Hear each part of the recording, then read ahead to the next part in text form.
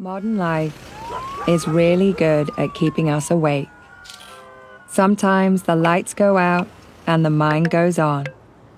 Maybe your social feed is keeping you up, or tomorrow's to-do list.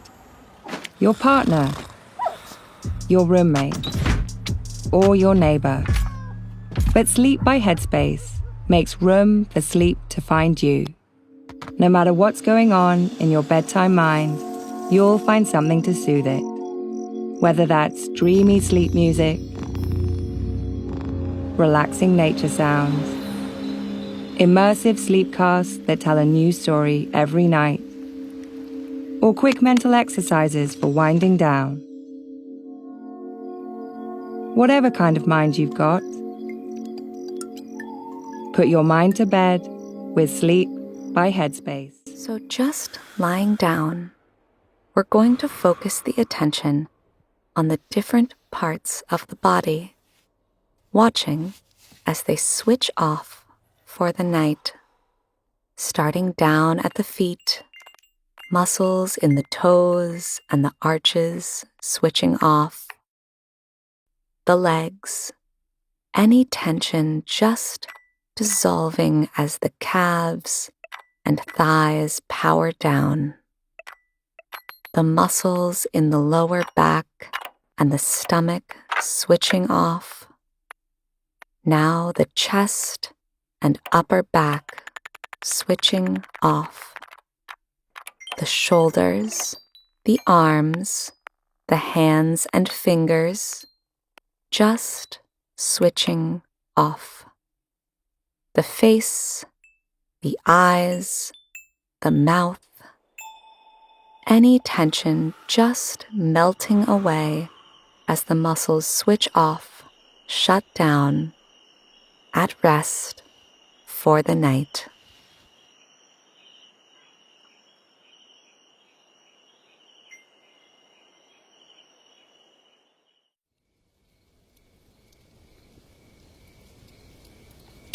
Night falls like a blanket over Sleeper Mountain.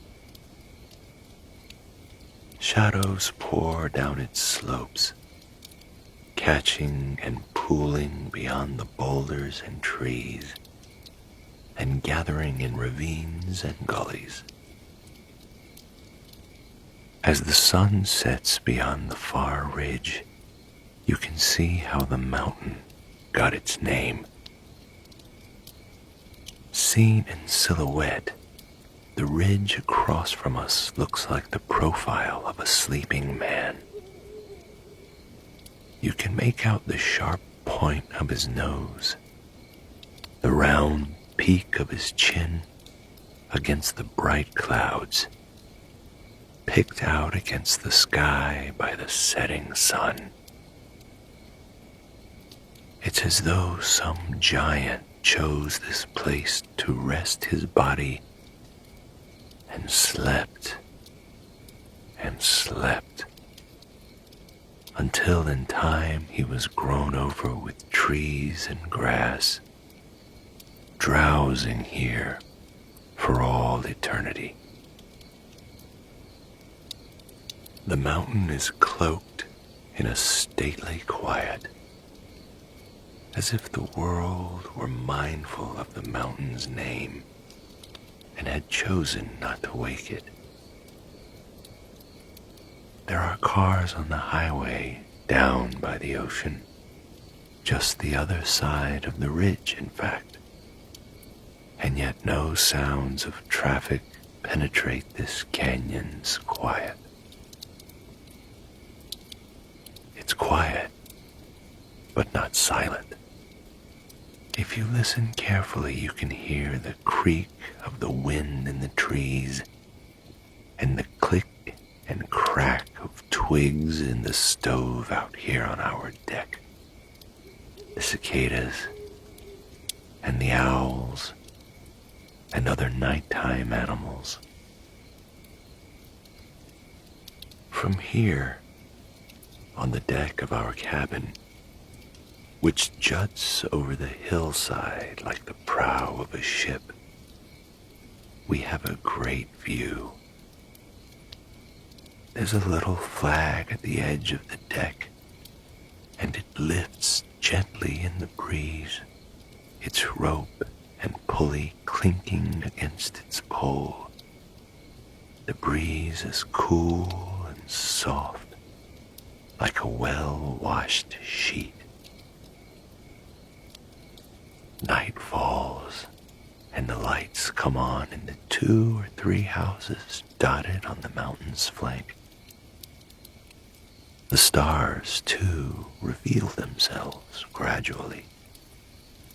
There is none of the rush of city life. Things happen here at their own pace. There's a kind of slow dignity to it all. It's a great place to enjoy the sights and sounds, to rest at the end of a busy day.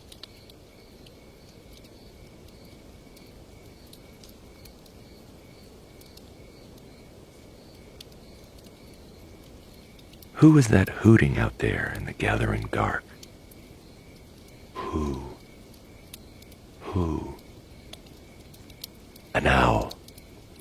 In fact, if you listen carefully, you'll soon realize that there are 2 of them, calling back and forth between the top branches of the fir trees.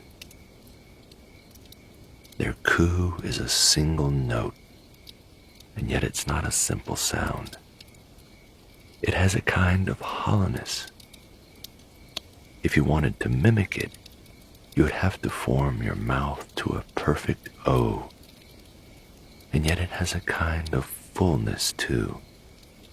It seems like a sad sound, and yet clearly these 2 are calling back and forth exuberantly. Maybe it's just that we hear the owls call at night, so we associate it with that lonely feeling of waking up in the night.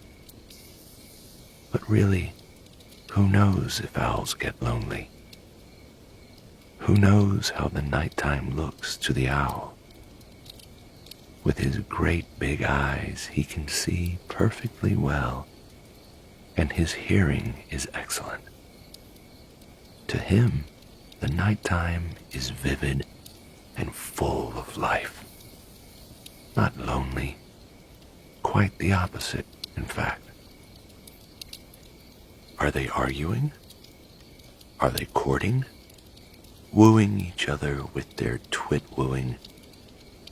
Or are they simply singing, enjoying the sound of their own hooting? It's a rich, round sound, a chocolatey coo. If you could make a noise like that, wouldn't you?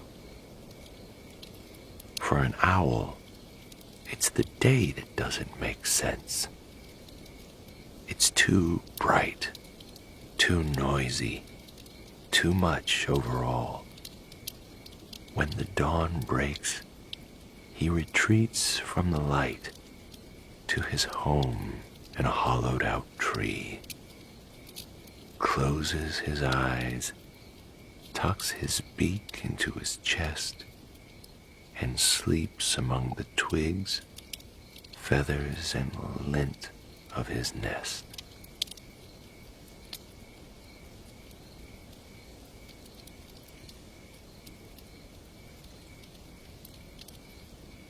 The crickets here call all night long. They're small but loud for their size.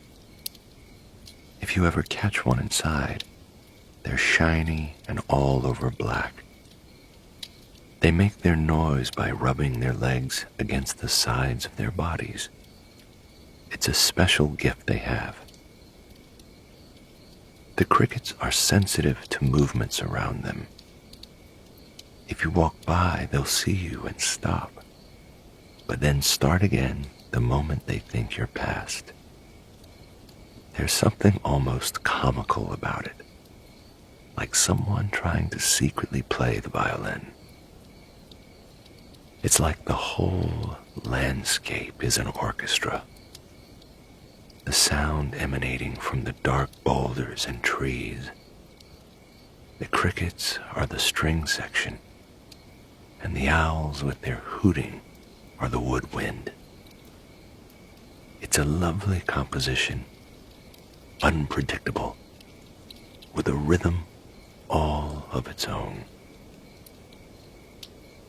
The crickets don't live long, but they make the most of every moment that they're given. They use their singular gift for noise making.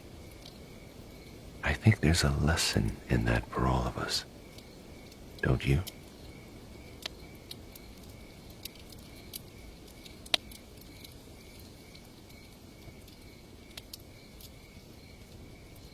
The sky above us is filled with stars. On a clear night like this, there are too many to count. It almost takes your breath away to think that there could be space for so many, and each one as big or bigger than the star we call our sun. The stars have their own language. Just like letters form words, the stars form constellations.